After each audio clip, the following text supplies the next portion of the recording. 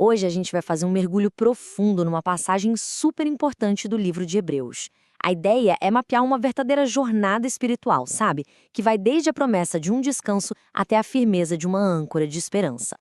Bom, vamos começar por aqui. Esse versículo, ele já define o tom de toda a nossa conversa. É como se ele abrisse uma porta e já mostrasse duas coisas.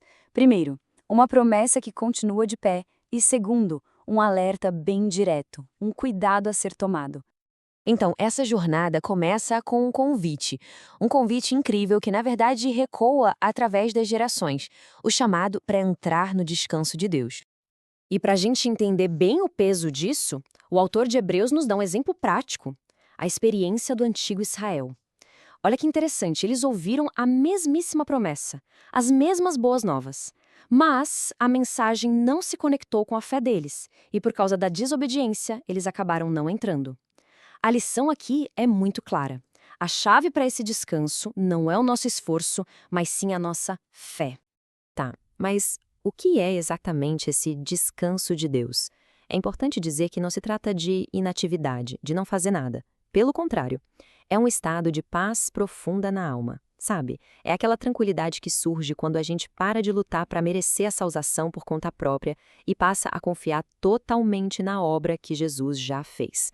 É como um eco do próprio descanso de Deus depois da criação. E aqui vem um ponto que, à primeira vista, parece até uma contradição. É fascinante. Se o descanso é um presente que a gente recebe pela fé, por que o texto manda a gente se esforçar? O ponto aqui é sutil, mas crucial.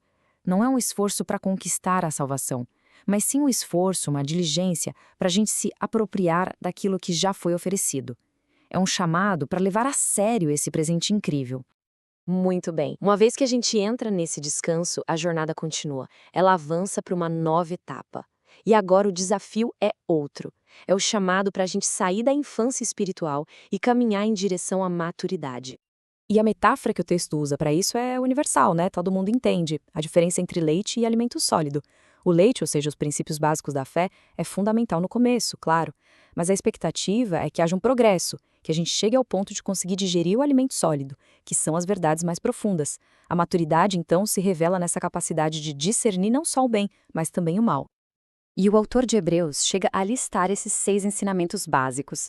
A ideia não é que eles devam ser deixados para trás de jeito nenhum, mas que eles funcionem como o alicerce, a base sólida sobre a qual uma estrutura de fé muito maior e mais robusta precisa ser construída.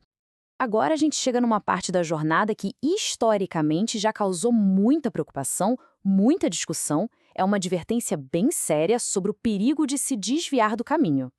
Pois é, esse é um texto de muito impacto bem difícil. Essa palavra, impossível, ela cria uma tensão enorme que a gente precisa entender com muito cuidado. E claro, a pergunta que fica no ar é essa, né?